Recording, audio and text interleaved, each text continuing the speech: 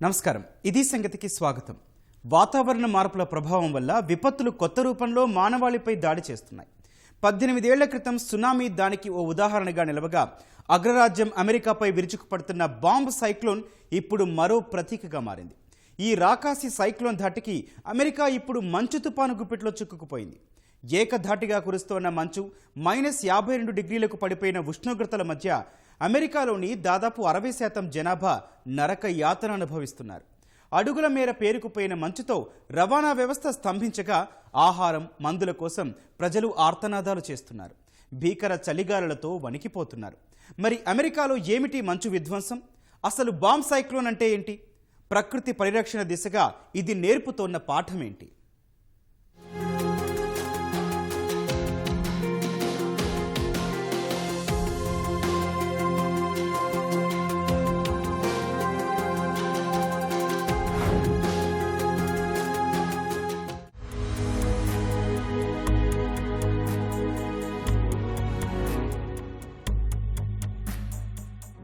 చలికాలంలో భారతదేశంలో కనిష్ట ఉష్ణోగ్రతలు సగటున దాదాపు 10 డిగ్రీల సెల్సియస్కు అటు ఇటుగా నమోదవుతూ ఉంటాయి. ఉష్ణోగ్రతలు ఆ మాత్రం తగ్గిపోతేనే చలికి గజగజ వణికిపోతుంటాం. ఇళ్ల నుంచి బయటకు రావడానికే జంకుతుంటాం. మరి అదే ఉష్ణోగ్రతలు -డిగ్రీలకు చేరితే చలి విషయం పక్కన పెడితే ఆ మాటతోనే వణుకు పుడుతుంది. మంచు కురిసే జమ్మూ కశ్మీర్, హిమాచల్ ప్రదేశ్ వంటి రాష్ట్రాలు పక్కన పెడితే భారతదేశంలోని చాలా రాష్ట్రాలకు -డిగ్రీల ఉష్ణోగ్రతల చలి వాతావరణం ఎప్పుడూ చూడనిదే. అయితే ప్రస్తుతం భీకరంగా విరుచుకుపడుతున్న మంచు తుపాను ధాటికి అమెరికాలోని అనేక ప్రాంతాల్లో ఉష్ణోగ్రతలు -డిగ్రీలకు చేరుకున్నాయి. ఈ నెల 30న అది ఏకంగా -48 డిగ్రీలు నమోదైంది. అమెరికా పొరుగు దేశం కెనడాలోనూ ఇదే పరిస్థితి.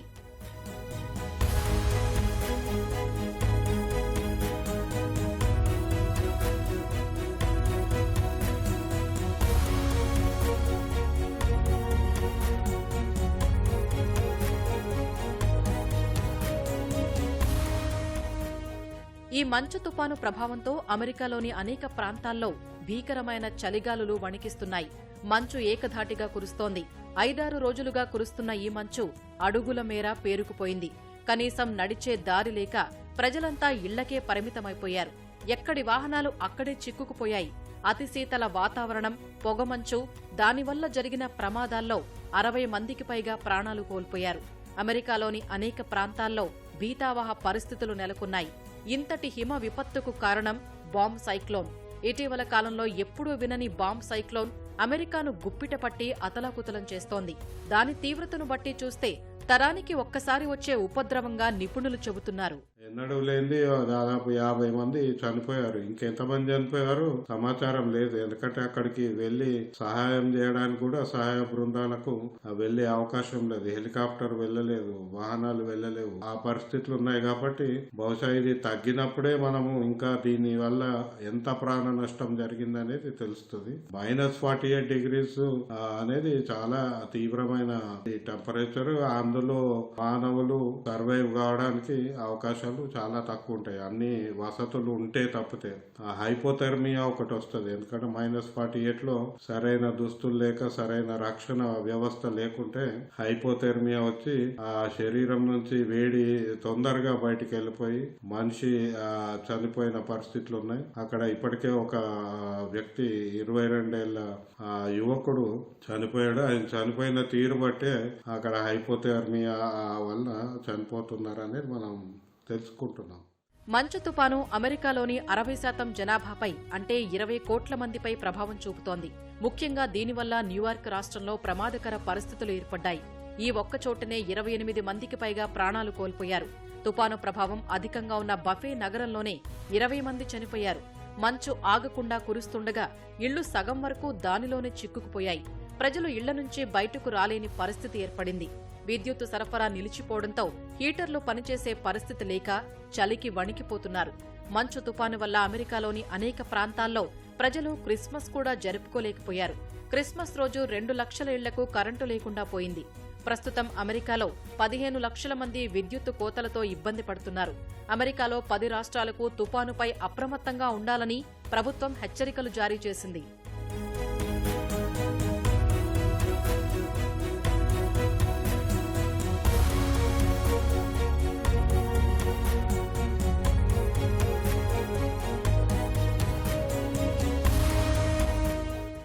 పండగ సీజన్లో రావటం మూలన ఏం జరిగిందంటే జనాలందరూ ట్రావెల్లో ఉంటారు, నోటీస్ ఉన్నా కూడా రోడ్డు మీద వెళ్ళటం ఇదంతా తెచ్చుకోవడానికి, ఎందుకంటే ఇదంతా పండగ సీజన్లో, హాలిడే సీజన్లో వచ్చింది.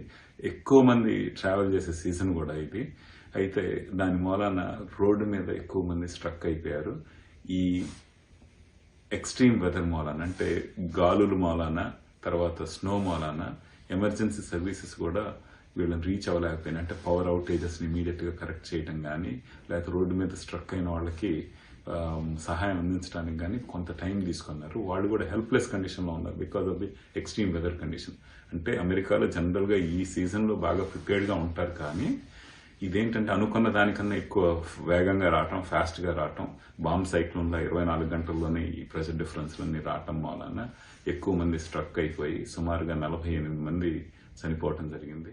అమెరికాలోని పలు ప్రాంతాల్లో హిమపాతం హఠాత్తుగా విరుచుకుపడడంతో రోడ్లపై ఉన్న వాహనాలు ఎక్కడికక్కడే చిక్కుకుపోయాయి. ఆ వాహనాలపై మంచు కురుస్తుండగా అవి 6 అడుగుల లోతులో కూరుకుపోయాయి. అందులో ఉన్నవారు అలాగే చిక్కుకుపోయారు. వారిలో ఎంతమంది ప్రాణాలతో బయటపడతారో చెప్పలేని దయనీయమైన పరిస్థితి. ఇప్పటికే పలు వాహనాల నుంచి మృతదేహాలను వెలికితీశారు. ఈ నేపథ్యంలో మంచు కింద చిక్కుకున్న వాహనాలు తొలగిస్తే మృతుల సంఖ్య పెరిగే అవకాశం ఉంది. దట్టంగా కురుస్తున్న మంచు వల్ల దారి కనిపించక వాహన ప్రమాదాల్లో కొందరు, మంచును తొలగిస్తూ ప్రమాదానికి గురై మరికొందరు చనిపోయారు. మంచు వల్ల రవాణా వ్యవస్థకు తీవ్ర అంతరాయం ఏర్పడింది. రహదారులపై వాహనాలు తిరగడానికి పరిస్థితులు ఏమాత్రం అనుకూలంగా లేవు.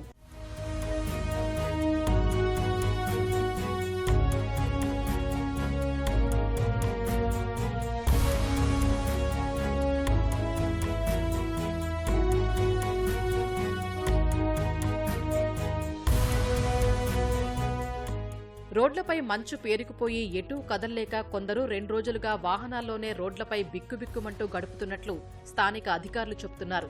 భారీ మంచుతో అత్యవసర వాహనాలు సైతం రోడ్లపై చిక్కుకుపోతున్నాయి. దీంతో చాలా మంది గుండె సంబంధిత వ్యాధిగ్రస్తులు చనిపోతున్నట్లు అమెరికన్ మీడియా ప్రకటించింది. కొందరైతే వాహనాల్లోనే ప్రాణాలు విడిచినట్లు పేర్కొంది. మంచు తుపాను ప్రారంభమైన నాటి నుంచి 16,000 విమాన సర్వీసులు రద్దయ్యాయి. ఆదివారం 2,400 విమాన సర్వీసులు రద్దు కాగా సోమవారం 3,400కు పైగా విమాన సర్వీసులు రద్దయ్యాయి. అట్లాంటా, షికాగో, డెన్వర్, డెట్రాయిట్లలో విమాన ప్రయాణికులు తీవ్ర ఇబ్బందులు ఎదుర్కొన్నారు.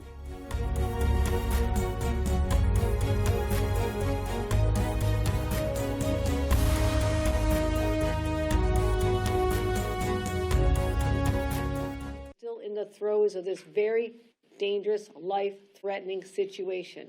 Just because people might see the sky a little bit today, those storms, the wind, the velocity, the volume, it's coming back, and it's going to come back tonight. So the number one message I want reinforced by the people with me here today, including Steve Nigrelli, the superintendent of New York State Police, is that you need to stay off the roads. We've been begging, we've been asking, and the vast majority of you have, and I'm so grateful for that.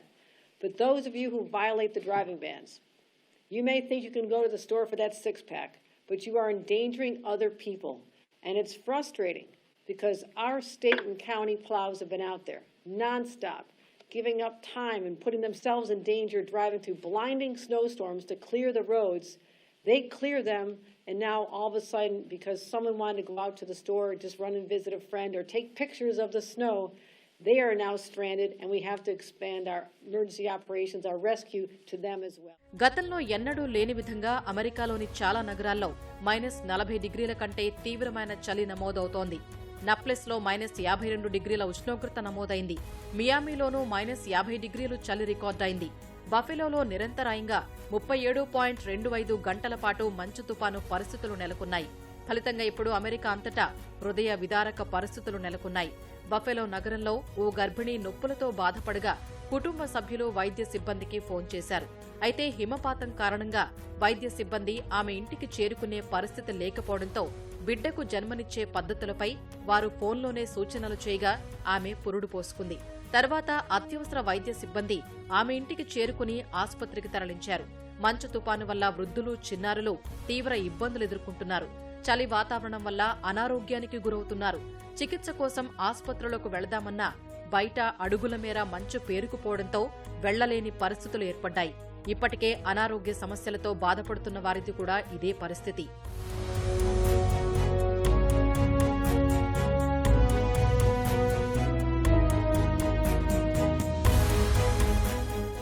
అమెరికాపై ప్రస్తుతం విరుచుకుపడుతున్న మంచు తుపానును తమ జీవితంలో ఎప్పుడూ చూడలేదని అక్కడి ప్రజలు అంటున్నారు. ప్రస్తుత పరిస్థితులు 1977 నాటి తుపాను కంటే తీవ్రంగా ఉన్నాయని న్యూయార్క్ గవర్నర్ క్యాథీ హోషెల్ అన్నారు. సహాయక చర్యల కోసం యుద్ధరంగంలోకి వెళుతున్నట్లుగా ఉందని పేర్కొన్నారంటే అక్కడి భయంకర పరిస్థితికి అద్దం పడుతోంది. ఈ నేపథ్యంలోనే న్యూయార్క్కు కావలసిన తక్షణ సహాయం అందించేందుకు అమెరికా అధ్యక్షుడు జో బైడెన్ అత్యవసర పరిస్థితి ప్రకటనకు ఆమోదం తెలిపారు. కెనడాలో 1,50,000 ఇళ్ల వరకు విద్యుత్ సరఫరా నిలిచిపోయింది. ఒంటారియో, క్యూబెక్లో పరిస్థితి తీవ్రంగా ఉంది. వాంకోవర్ సమీపంలో 4 ప్రాణాలు కోల్పోగా 10ల సంఖ్యలో ఆసుపత్రుల పాలయ్యారు. ప్రస్తుతం కెనడా పలు ప్రాంతాల్లో -18, 28 నుంచి -43, 45 డిగ్రీల వరకు వణికించే ఉష్ణోగ్రతలు నమోదవుతున్నాయి.